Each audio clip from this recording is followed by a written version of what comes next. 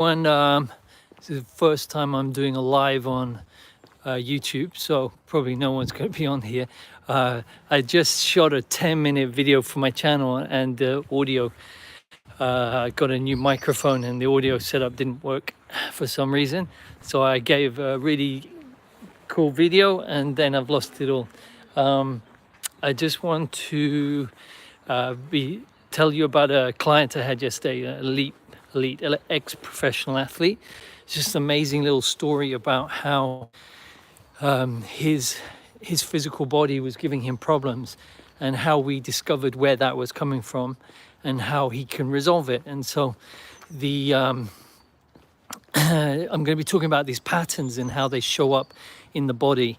And so Jung, I think it was Jung who said that the unconscious meets us in the body. And what he means by that is, when you have something you're jammed up in your mind, you're going to have to resolve it somehow. So you're either going to attract people into your life to do it for you, and it's not going to be fun, or you're going to attract in your body where you're going to have pain. So this ex-pro he has this pattern, and I've known him for a while, of he gets fit and then he gets a back problem or hip problem, and it's just continuously the same pattern of things going wrong with his body around that area. And so what I asked him to do was to tell me about how he felt around that situation.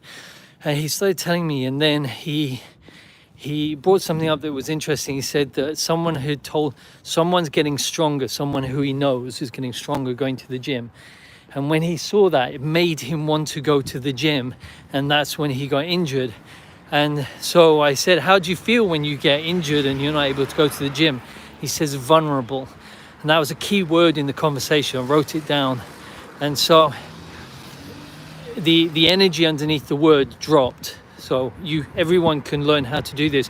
When you're listening to people and you tune into the words that they're using and you tune into their body, their energy will drop, their overall energy will drop. And you can sense it, you can feel it. It's a skill set that all humans have. It's just if you're too much in your head and intellect, you're not going to be able to do that. So vulnerable. And so what we found was the opposite of vulnerable is powerful. So he was he was known as a powerful footballer, and you can pretty much go through all aspects of his life and see this particular pattern play out. Like, he would never want to make others feel vulnerable. He looks after the vulnerable. He feels vulnerable when he gets injured. He is vulnerable when he gets injured because he can't do much. One of his family members is very vulnerable at the moment. And the opposite is, so he does everything to be more powerful. He doesn't like powerful people. He's in the past made others, like the worst moments of his life is where he's inevitably made people feel vulnerable. And so in him seeing this behavior, he's like, oh shit, yeah, that's a pattern, it's my conditioning. And so it's like, the thing about it that's counterintuitive is the behavior feeds, it has to be fed. So it attracts situations to feed it. So he gets injured and then he's vulnerable. So it's not the injury or the pain, it's the vulnerability that's causing the body problem. Does that make sense? And so we can all find these for ourselves. You just have to observe yourself without commenting on the behavior. Don't react to it, just observe it. And in doing that, it dissolves it. So this ex-player now, his kind of homework is to really observe his own behavior. And it's very difficult. So if you suddenly have this urge, I need to go to the gym, start to observe it. Why what's behind this drive? And if he sees vulnerable people, or he feels vulnerable, just to observe it.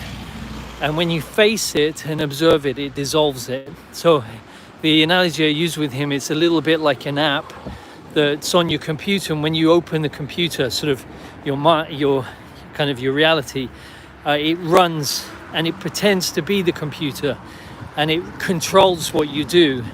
but it's not you. So all of these behaviors that we think are us are just our conditioned mind, and they trap us and they make us do things, which is why fighters in MMA or boxing will try and make the other person emotional by attacking particular areas of their life which weaken them and controls, so they get them to react, and that weakens the body, weakens the person. Yeah.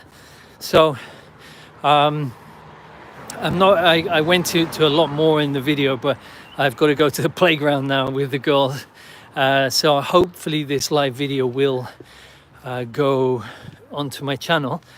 And I like doing live stuff. I hate preparing.